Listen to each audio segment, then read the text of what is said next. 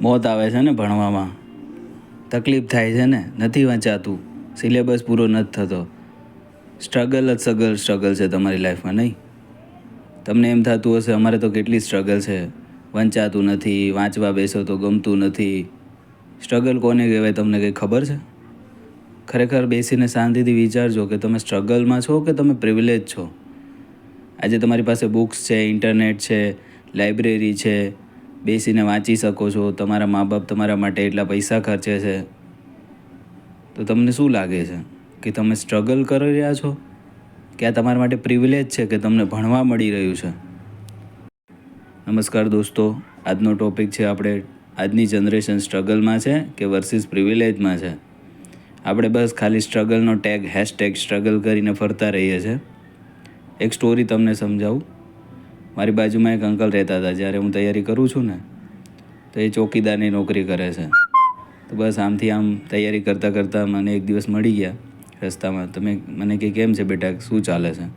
મેં કહ્યું કાંઈ નહીં અંકલ, જુઓ ને તમારે શાંતિ, અમારે તો આ બધું આમથી આમ, આ એક પ્રિલિમ પતી તો મેઇન્સ આવી, પાછું રિઝલ્ટ આવ્યું, પાસ ના થયા તો ફરીથી પ્રિલિમ્સ, મેઇન્સ, એમાં જ સ્ટ્રગલિંગમાં જ અમારી દુનિયા તો ખતમ થઈ ગઈ છે, તમારે સારું.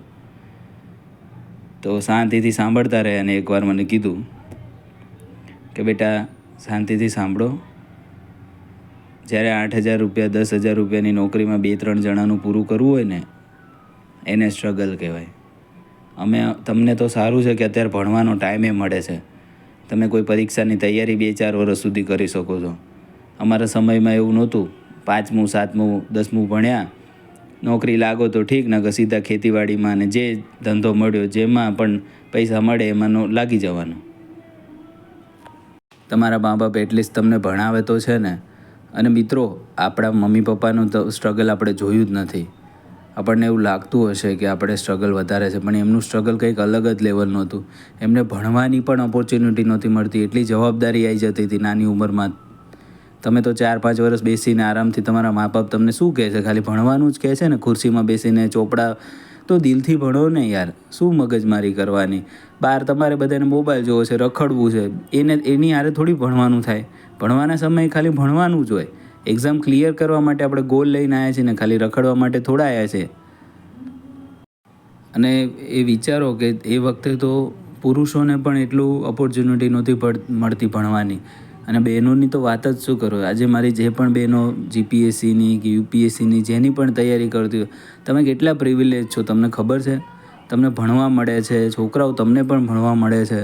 તો આરામથી ભણો ને, તમે આરામથી તૈયારી કરો, ભલે પ્રયત્ન કરો, ઉપરવાળા પર છોડી દો જે પરિણામ આવશે, પણ જ્યારે ભણો ને ત્યારે દિલથી ભણો કે આ એક ઓપોર્ચ્યુનિટી છે, આ તમારી સ્ટ્રગલ નથી. તમે પ્રિવિલેજ છો કે તમને બુક્સ મળે છે, તમને ઇન્ટરનેટ મળે છે. એટલે આપણી જનરેશન કેટલી બ્લેસ છે કે આ બધું આપણને મળી રહ્યું છે ભણવા છતાં પણ આપણને મોત આવે છે ભણવામાં. બેસી નથી શકતા 5 કલાક. આખા દિવસમાં 5 થી 6 કલાક ડેડિકેટેડ સ્ટડી કરવાની હોય છે. એમાંય આપણે તો બસ રખડવું છે, ખાવું છે, પીવું છે અને બસ આંટા મારવા છે. ભણવાનું તો કોઈને પડી જ નથી. ભણતા હોત તો 2 વર્ષમાં તો ક્લિયર થઈ જાય ગમે તે એક્ઝામ હોય. પણ આપણે શું લંબાવવું છે અને ફ્રેન્ડ્સ નવા નવા બનાવીને ફરવું છે, બીજું કંઈ કરવું નથી. મા બાપના પૈસા જાય છે તમારા, તમે એટલું તો વિચારો. અને જે છોકરાઓને ખબર હોય છે ને કે ઘરે શું પરિસ્થિતિ છે, જવાબદારી, એ તો ક્યારના ક્લિયર કરીને બેસી જાય છે, તમે જોઈ લેજો. અને તમને એવું લાગે ને કે ભાઈ એ લોકો તો હોશિયાર હશે કે પણ ના, એમને મહેનત કરેલી હોય છે અને મહેનત કરે છે ને એટલે એ લોકો ક્લિયર કરી લે છે. અને આપણે છે ને ખાલી દેખાડા પૂરતી મહેનત કરીએ છીએ. ખાલી લાઇબ્રેરીમાં જવું ને ચોપડીમાં મોઢું નાખી એ રીતે ન હોય. ડેડિકેટેડ સ્ટડી હોય, સ્ટ્રેટેજી સાથેની સ્ટડી કરવાની હોય, પાસ્ટ યરના પેપર જોવાના હોય, એ બધું કરવાનું હોય ત્યારે પાસ થવાય. ખાલી આમ તુક્કા મારવાથી પાસ થોડી થઈ જવાય છે, તમને બધાને ખબર છે. એટલે તમારું 100% આપો, શાંતિથી બેસીને આ બાબતે વિચારજો, તમારા ફ્રેન્ડ અને ફેમિલી મેમ્બરમાં અને શેર કરજો કે ભાઈ આ સ્ટ્રગલ નથી. જે તમે અત્યારે ભણી રહ્યા છો ને એ ભણવા પણ નહોતું મળતું લોકોને. તમે પૂછજો તમારા ગામમાં, તમારા મમ્મી પપ્પાને, તમારા પરિવારમાં, કહેશે કે મારે તો એમને ખબર હશે કે મારે તો 12મા પછી આ કરવું હતું, મારે તો ડિપ્લોમા કરી લીધું, મારે તો BE કરવું હતું. એવી ઓપોર્ચ્યુનિટી નથી મળેલી લોકોને. અને ત્યારના લોકો છે ને જે બહુ સ્ટ્રગલ કરીને ભણેલા છે ને, એ નોકરીએ જતા હતા, નાની ઉંમરમાં મેરેજ થઈ જતા હતા, ઘરની જવાબદારી પૂરી કરવાની, નોકરી જવાની, ને પછી BA BEd કરેલા છે તમારા ઘણા પ્રોફેસર અને ટીચર્સને તમે પૂછજો એ લોકો કઈ રીતે ભણેલા છે. આપણે તો કાંઈ સ્ટ્રગલ નથી, આપણને બધું તૈયાર મળે છે, ખાલી આપણે વાંચવાનું છે અને જે જ તમને નથી ગમતું. આ વિડીયો બનાવવાનું કારણ એટલું જ હતું કે ઘણા બધા હાવ ઊભો કરે છે કે તૈયારી આટલા છોકરાઓ કરે છે, પણ એ ખરેખર કરતા જ નથી. પ્રિપરેશન ખાલી 5, 10, 25 હજાર જ કરે છે દિલથી. એટલે તમે બધા એ 5, 10, 25 હજારમાં આવો અને તૈયારી કરો. જે લાખોનો ફિગર હોય છે ને, 5 લાખ ફોર્મ ભરાણા, એમાં આપણે કંઈ નથી રહેવાનું. આપણે ડેડિકેટેડ હોય ને, સિલેક્શન લિસ્ટ હોય એમાં આપણે આવવાનું છે.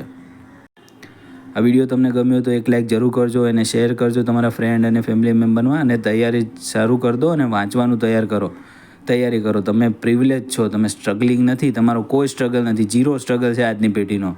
જે છે બધું તમને તૈયાર મળેલું જ છે, એટલે તૈયારી શરૂ કરી દેજો.